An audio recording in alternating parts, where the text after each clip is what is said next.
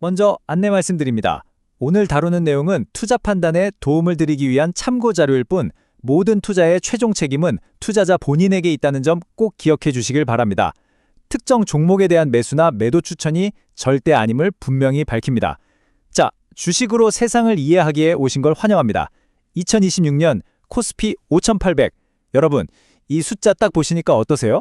와, 이거 정말 꿈 같은 이야기다 싶으신가요? 아니면 진짜 우리에게 다가올 미래라고 느껴지시나요? 오늘 대신증권에서 정말 대담한 전망을 내놨는데 제 20년 투자 경험을 탈탈 털어서 아주 날카롭게 한번 파헤쳐 보겠습니다. 네, 바로 이 숫자입니다. 5800.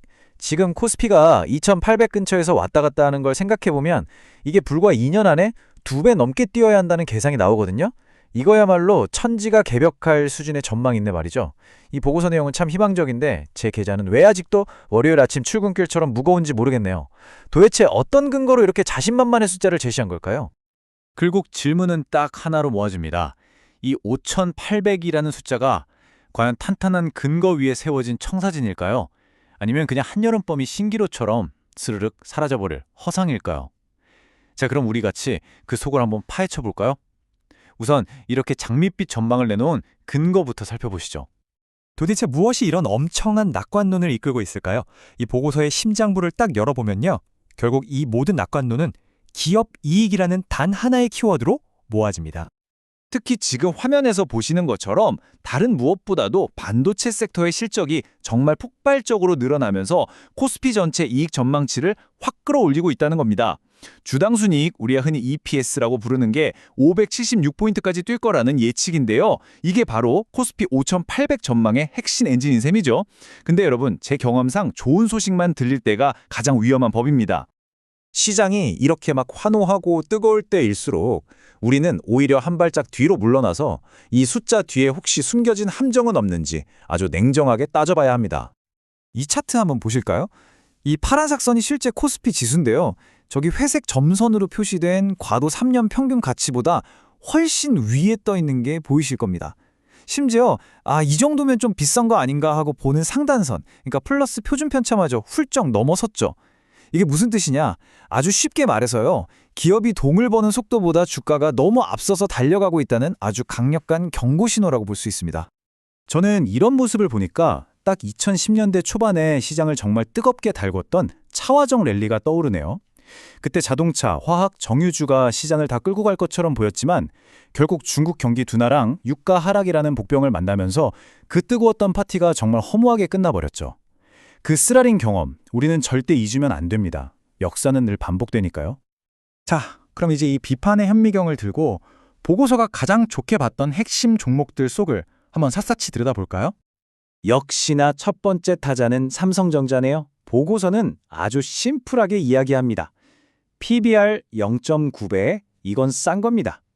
PBR이라는 게 회사의 순자산 가치 대비 주가가 어느 정도냐를 보여주는 건데 보통 1배보다 낮으면 이거 회사 장부 가치보다도 싸네? 이렇게 평가하거든요. 그런데 과연 이 논리가 완벽할까요? 이 슬라이드가 바로 핵심을 보여줍니다. 오른쪽 차트를 보시면 보고서 말대로 PBR이 역사적으로 낮은 수준 근처에 있는 거 맞습니다. 그런데요, 왼쪽 차트를 한번 보세요. 마치 롤러코스터처럼 오르락내리락하는 이익률 그래프 보이시죠? 이게 바로 반도체 산업의 숙명, 시황산업의 맨얼굴입니다. 좋을 땐 어마어마하게 벌지만 안 좋을 땐 적자를 면치 못하는 거죠. 이 변동성은 제 사춘기 시절 아들 녀석 마음보다 더 알 수가 없군요. 이런 엄청난 변동성을 생각 안 하고 그냥 단순히 PBR이 낮으니까 싸다고만 볼 수 있을까요? 결론적으로 삼성전자는 딱 동전의 양면 같아요. 낮은 밸류에이션하고 이익이 회복될 거라는 기대감, 이런 앞면이 분명히 있습니다.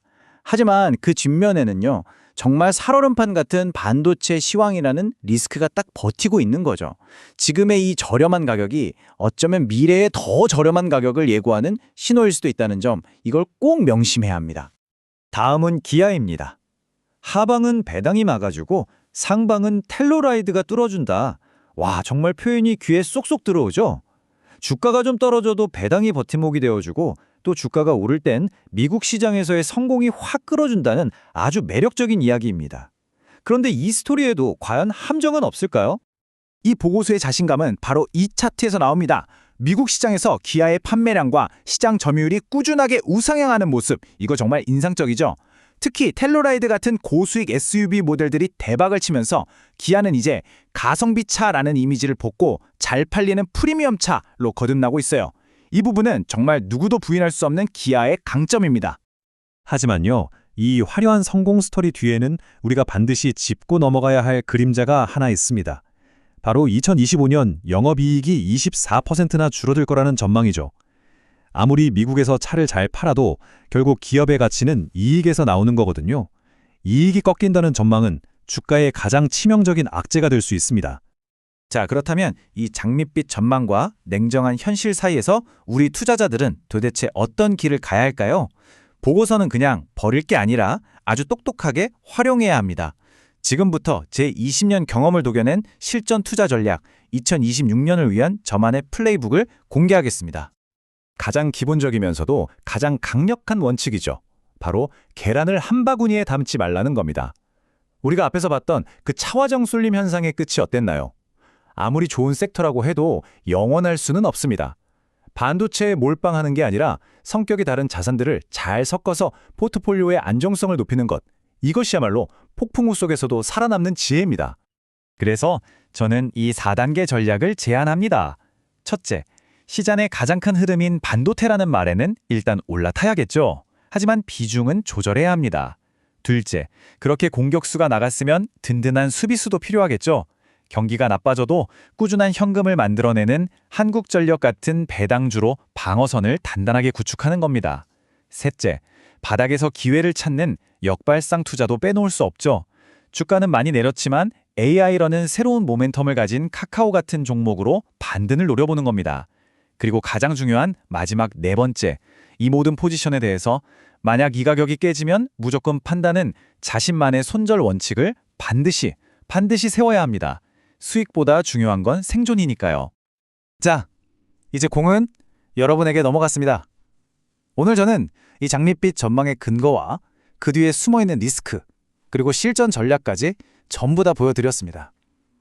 정말 중요한 것은 이 정보를 어떻게 자신만의 투자 철학으로 녹여내느냐 하는 겁니다. 결국 투자는요, 탐욕과 공포 사이의 끝없는 줄다리기입니다. 모두가 5,800 간다 하고 외칠 때 휩쓸려서 추격 매수하는 건 탐욕이고, 작은 조정에 겁을 먹고 좋은 주식을 팔아버리는 건 공포죠. 이 광기 속에서 중심을 잡는 힘은 결국 보고서 한 장이 아니라 여러분 자신만의 단단한 투자 원칙에서 나옵니다. 기억하십시오. 시장은 생존의 무대이고 현명한 선택이 무엇보다 중요합니다. 오늘 저와 함께한 시장 분석이 여러분의 현명한 선택에 작은 도움이 되었기를 바랍니다. 다음에도 더 깊이 있는 분석으로 다시 찾아뵙겠습니다. 구독과 좋아요로 응원해주시면 정말 큰 힘이 될 겁니다. 감사합니다. 주식으로 세상을 이해하기였습니다.